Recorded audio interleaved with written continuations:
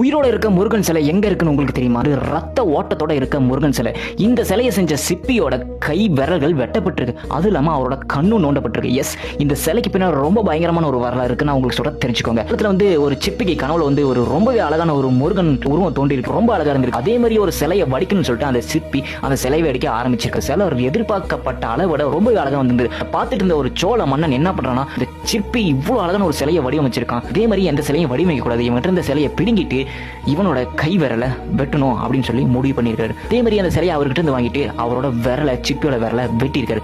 அவர்கிட்ட இருந்து அந்த வாங்கின சிலை பாத்தீங்கன்னா அந்த சிக்கல்ல இருக்க அந்த முருகன் சிலை. மறுபடியும் அந்த சிப்பி முருகன் மேல பயங்கரமான பக்தி வச்சிருந்தனால என்ன பண்ணா, திரும்பவும் ஒரு முருகன் சிலையை செய்யறாரு. அதாவது அந்த கட்ட விரல்கள் இல்லாமலேயே முருகன் சிலையை செய்யறாரு. அந்த முருகன் சிலையும் ரொம்ப அழகா வந்திருக்கு. அந்த சிலையை பார்த்திருந்த சோழ மன்னன் திரும்பவும் எப்படி இந்த சிலையை செஞ்சான் அப்படின்னு சொல்லிட்டு அந்த சிலையும் புடுங்கிட்டு அவரோட கண்ணையை நோண்டிறாரு.